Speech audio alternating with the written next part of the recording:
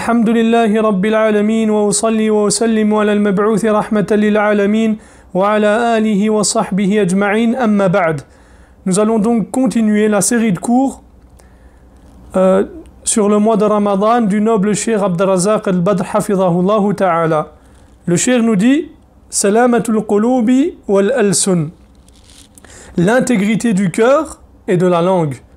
Al-Hakim et autres que lui rapportent d'après Abi Hurayrata radiyallahu anhu que le prophète sallallahu alayhi wa sallam a dit ليس الصيام من الأكل والشرب إنما الصيام من اللغو والرفث فإن سابك أحد وجهل عليك فقل إني صائم.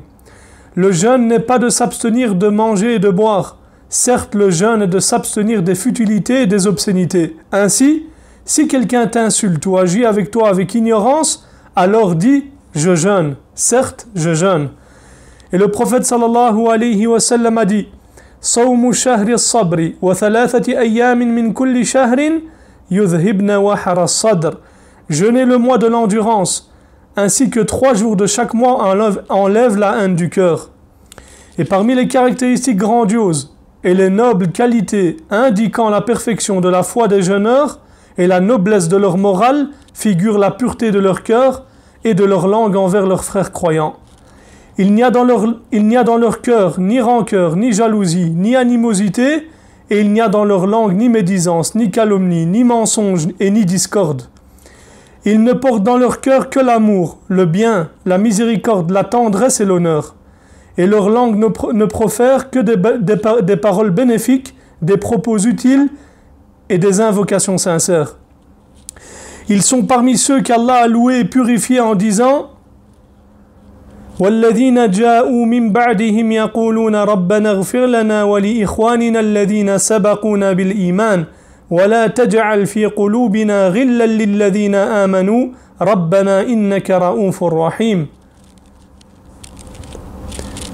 Et il appartient également à ceux qui sont venus après eux en disant Seigneur, pardonne-nous ainsi qu'à nos frères qui nous ont précédés dans la foi, et ne mets dans nos cœurs aucune rancœur pour ceux qui ont cru.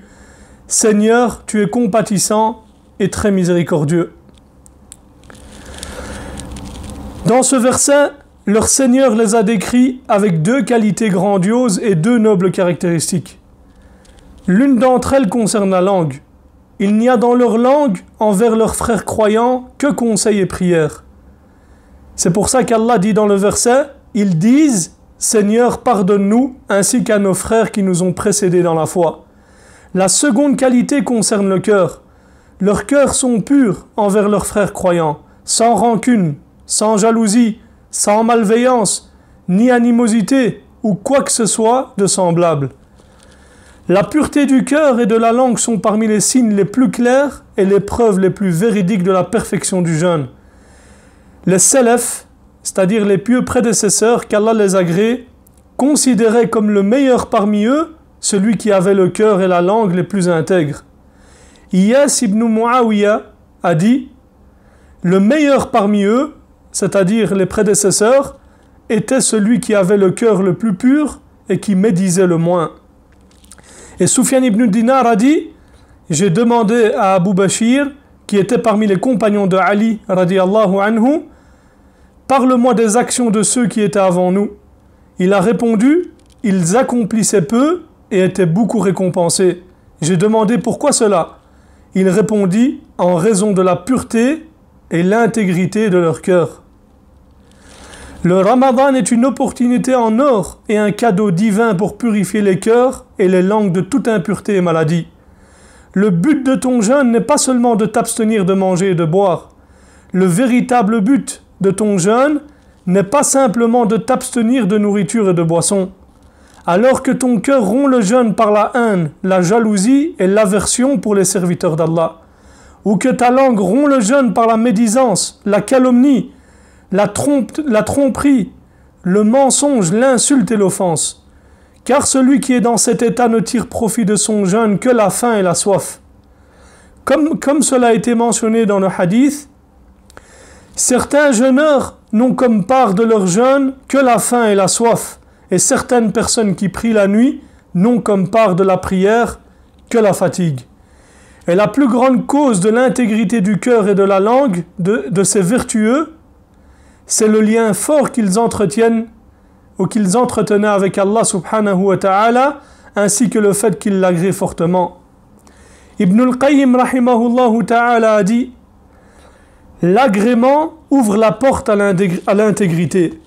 Il rend son cœur pur et exempt de tricherie, de corruption et de rancœur. Et nul ne sera sauvé du châtiment d'Allah, sauf celui qui viendra à Allah avec un cœur pur. De même qu'il est impossible que l'intégrité du cœur se réalise avec la présence du mécontentement et de l'insatisfaction. Plus le serviteur est satisfait, plus son cœur sera intègre. Ainsi, l'impureté, la corruption et la tricherie sont le compagnon de l'insatisfaction. Quant à l'intégrité du cœur, sa piété et son exhortation sont le compagnon de la satisfaction. De même que la jalousie est le fruit de l'insatisfaction, quant à l'intégrité du cœur, il est le fruit de la satisfaction. Fin de citation. Le cheikh nous dit ensuite: les fruits de l'intégrité du cœur, qui sont eux-mêmes des fruits de la satisfaction, sont innombrables. La pureté du cœur apporte repos, confort et tranquillité dans cette vie d'ici-bas. Et sa récompense dans l'au-delà est parmi les meilleures. Et son butin à ce moment-là sera la plus grande des richesses. Zayd ibn Aslam a dit: quelqu'un est rentré chez Abi Dujana alors qu'il était malade et son visage était resplendissant. On lui dit: pourquoi ton visage est-il aussi resplendissant? Il répondit: il n'y a pas dans mes actions une chose qui est plus fiable pour moi qu'une de ces deux actions. Je ne parlais pas dans ce qui ne me concernait pas, et mon cœur envers les musulmans était pur. Et parmi les moyens qui aident le musulman à avoir un cœur et une langue pure et intègre à l'égard de ses frères, il y a le fait de se réfugier auprès d'Allah subhanahu wa ta'ala en lui demandant cela avec véracité et sincérité, et de réfléchir aux conséquences louables et aux résultats bénis qui en découlent ici-bas et dans l'au-delà, ainsi que réfléchir aux conséquences néfastes et aux résultats néfastes que récoltent ceux qui ont dans leur cœur rancune, malveillance, jalousie ou autre chose de semblable. Et de nombreuses invocations ont été rapportées du prophète sallallahu alayhi wa sallam, dans lesquelles il demandait à Allah subhanahu wa ta'ala la droiture du cœur, son intégrité et son raffermissement. Telle que sa parole sallallahu alayhi wa sallam: Allahumma ati nafsi taqwaha wa zakkiha anta khayru man zakkaha. Ô Allah, je me réfugie auprès de toi.